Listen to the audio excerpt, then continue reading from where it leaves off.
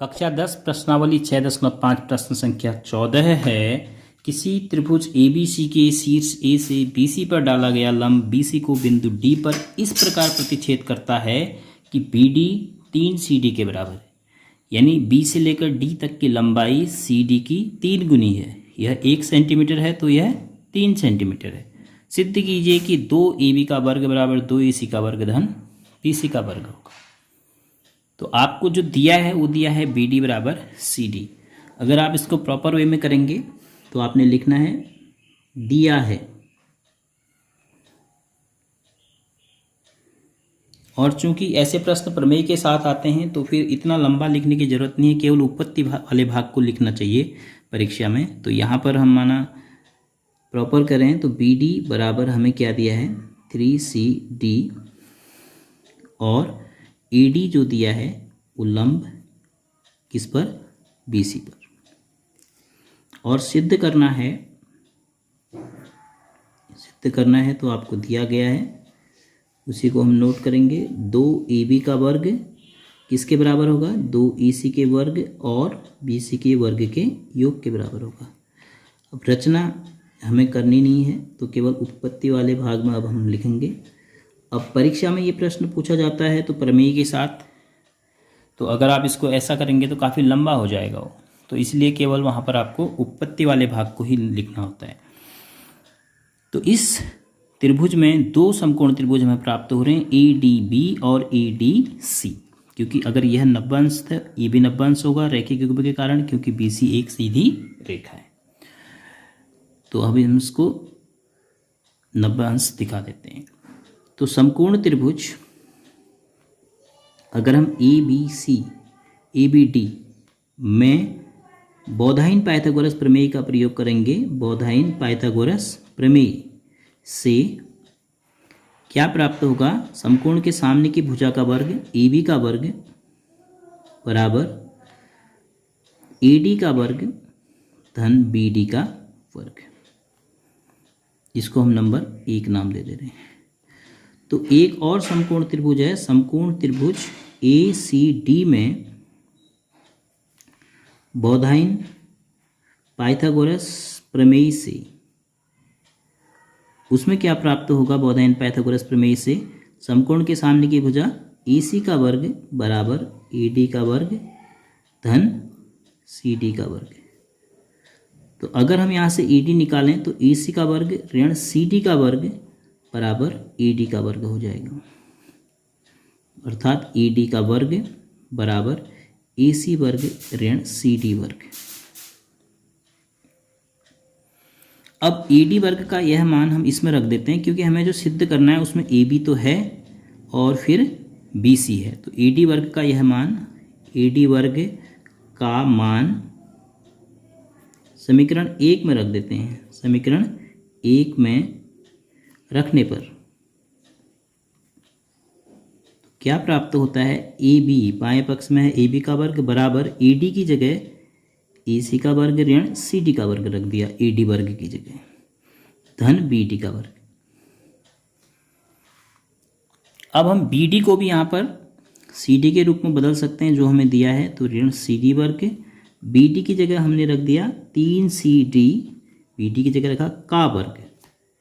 अगर केवल कोष्टक नहीं लगाएंगे CD वर्ग लिख देंगे तो गलत हो जाएगा। तो AC का वर्ग ऋण CD का वर्ग और धन 3 तिया 9 CD का वर्ग। तो ये मिल गया आपको AC का वर्ग धन 8 CD का वर्ग। अब आपने ये कहाँ से लिखा, इसमें लिख लीजिए दिया है कि क्या दिया है आपको, CD 3 गुना है BD के बराबर, CD का 3 गुना BD के बराबर है। तो AB का वर्ग और EB का वर्ग। अब यहाँ पर AB का वर्ग बराबर AC का वर्ग, देखो दो चीज़ आ गई हैं जो हमें सिद्ध करना है, AB का वर्ग AC का वर्ग। अब BC लाना है हमने, तो हम क्या इसकी जगह BC ला सकते हैं। तो आपको जो दिया है उसमें आप देखिए आपको क्या दिया है, चूंकि BD बराबर दिया है 3CD, और बी सी बराबर है बी डी धन सी डी। चित्र में जब आप बी सी देख रहे हैं तो बी डी और सी डी के योग के बराबर है। बी से लेकर डी तक फिर सी से लेकर डी तक जोड़ेंगे तो बी सी प्राप्त हो रहा है। तो बी डी की जगह जो दिया है रख देते हैं 3 सी डी धन सी डी, तो बराबर कितना हो गया है 4 सी डी। किसके बराबर? बी सी के बराबर। अब हमने बी सी को यहाँ से सी डी को हटा के बी सी लाना है, तो अगर हम सी डी बराबर निकालेंगे तो सी डी बराबर आ जाएगा बी सी बटे 4। तो ये जो आपको दिया था इसी से आपने प्राप्त कर लिया है। सी डी बी सी का 1/4 होगा। और वैसे भी आप सोचिए, अगर आप अंक ले लेते हैं तो अगर बी डी 3 सी डी के बराबर है, बी डी इसके 3 गुने के बराबर है, अगर यह 1 सेंटीमीटर है तो यह 3 सेंटीमीटर है, तो कुल मिलाकर 4 सेंटीमीटर हो गया। तो 4 सेंटीमीटर का 1 सेंटीमीटर कौन सा हिस्सा हुआ? 1/4 हुआ। तो हम यहाँ पर सी डी की जगह लिख देंगे 8 गुणा सी डी की जगह 1/4 बी सी। इसका वर्ग भी है क्योंकि सी डी का वर्ग भी है।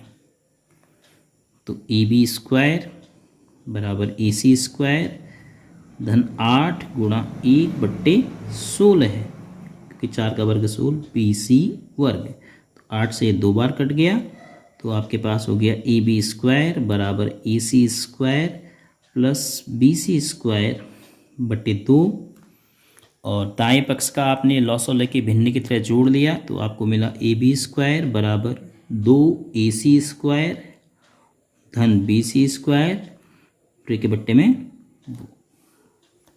इस 2 का पक्षांतर करेंगे तो आपको मिलेगा 2 ए बी स्क्वायर बराबर 2 ए सी स्क्वायर और धन बी सी स्क्वायर। यही आपको सिद्ध करना था।